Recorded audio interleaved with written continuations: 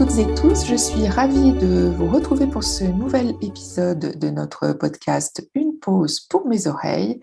Et je retrouve aujourd'hui avec grand plaisir Géraldine Pérou, sophrologue à Nantes, qui va nous présenter son activité en complétant l'épisode précédent auquel elle a déjà participé, qui était l'épisode numéro 15.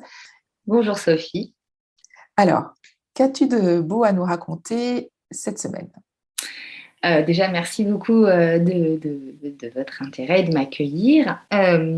Aujourd'hui, je voulais parler plus précisément des applications de la sophrologie en langue des signes, donc que j'ai baptisé SophroSignes. Je rappelle l'application première, effectivement, c'est adapter la sophrologie pour les personnes sourdes signantes et pour les personnes malentendantes signantes. Ça, c'est l'application première, la genèse du projet. Et puis, ça fait déjà un certain temps, pratiquement cette année, que je pratique cette sophrologie en langue des signes. Il y a quelques années, j'ai eu la chance d'être formée par vous, Sophie Chabot et Stéphanie Renaudin, sur la formation acouphène et hyperacousie. Et je l'ai mise en pratique aussi bien en langue des signes, donc pour les personnes sourdes et pour les personnes malentendantes, donc dans une sophrologie signée. Donc là, c'était une adaptation classique. Et j'ai remarqué que chez les personnes entendantes qui avaient des problèmes d'acouphènes, le fait d'accompagner la parole par le geste permettait souvent une décentration du problème au lieu de bloquer sur les sons qui pouvaient être particuliers dans les oreilles, donc acouphènes dans tout ce que ça peut impliquer. Les personnes partaient sur le geste, voire parfois refaisaient le geste. Ce geste c'est donc des gestes très simples, c'est des gestes pour montrer la respiration, c'est des gestes que j'accompagne naturellement, donc ce n'est pas de la langue des signes, là on parle plutôt de gestes empruntés qui soulignent ma parole, mais qui permettent justement à la personne de rentrer. C'est une sophronisation pure et dure par le geste, en fait. Je pense qu'on peut résumer ça comme ça. Oui, et en plus, ce qui est très intéressant, c'est que ça permet, le fait de regarder tes mains, permet aux personnes qui souffrent d'acouphènes de défocaliser leur attention de l'écoute de l'acouphène vers l'observation du mouvement des mains. Exactement. Et donc voilà une application.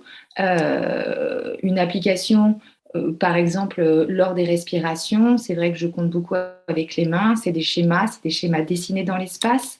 Ça aussi, ça permet cette fameuse défocalisation et puis d'utiliser d'autres sens. Donc là, on rentre vraiment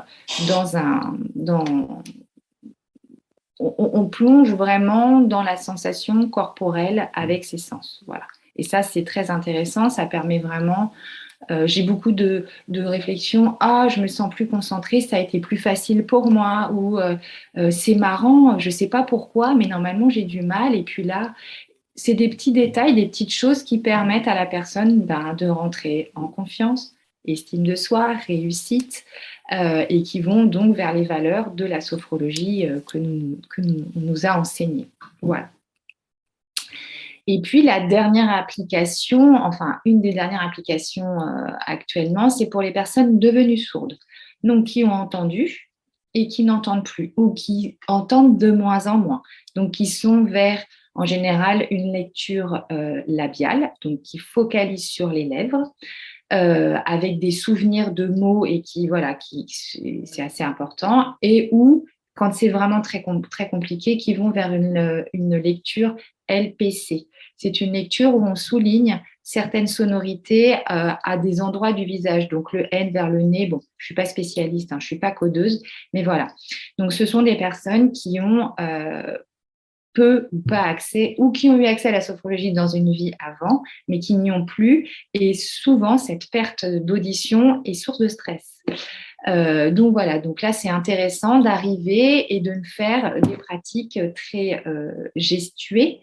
Pourquoi ? Parce qu'à ce moment-là, les personnes se relâchent complètement, se disent « Ah, je vais comprendre, ah oui, je comprends ». Et hop, elles plongent dans la technique. Alors bien sûr, je ne leur fais pas de la langue des signes, on est bien d'accord, mais j'accompagne, je souligne mon geste. C'est comme si je mettais une couleur en plus, c'est comme si je mettais du fluo avec mes mains en fait. Donc ça, c'est assez intéressant. Petite aparté, ça marche très bien avec les enfants aussi et les ados, ils aiment beaucoup.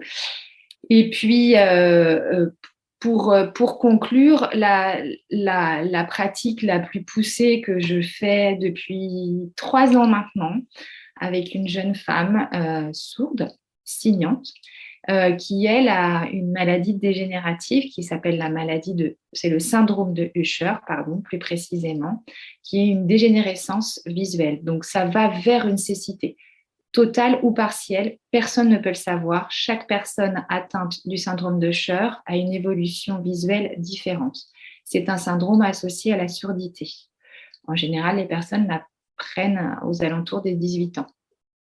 Donc, la personne avec laquelle je travaille, elle a une cécité totale d'un œil et partielle de l'autre. Nous communiquons par langue des signes tactile.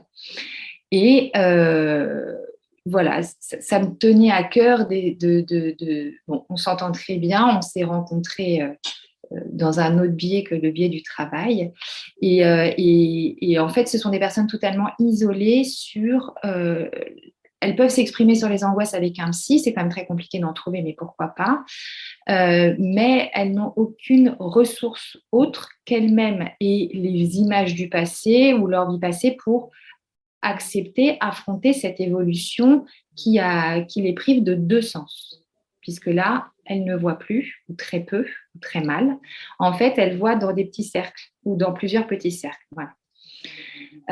Et là, on fait un beau travail. Ça me permet d'aller à l'essence même des choses. Qu'est-ce qu'est le geste ? D'avoir une sophrologie particulièrement claire et fluide. On travaille en langue des signes tactile. Alors là, je n'ai pas de problème de yeux fermés, yeux ouverts, mais le souci que j'ai, c'est d'aller canaliser ce qu'elle peut ressentir en fait.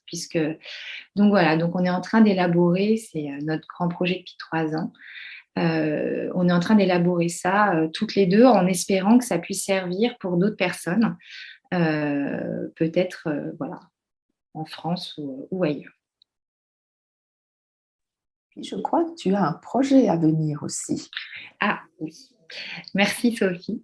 Dans la même veine, dans l'application de la sophrologie en langue des signes, donc dans l'application de SophroSignes, au sein de l'école qui m'a formée, donc le CEAS Paris, je propose une formation sur justement cette sophrologie gestuée. Sur comment travailler en groupe. Alors, elle ne s'applique pas aux personnes sourdes signantes parce que ça s'adresse à des personnes sophrologues entendantes, hein, bien sûr, qui ne signent pas, mais c'est c'est surtout pour travailler avec les personnes âgées, par exemple, ça c'est une bonne application, pour travailler avec des personnes qui ont perdu l'ouïe, momentanément ou totalement, pour travailler avec les enfants. Les enfants adorent regarder les mains. Les ados aussi, qui ont beaucoup de problèmes de concentration. La majorité viennent me dire « je ne dors pas, j'ai des problèmes de concentration » et ils font les gestes avec les mains.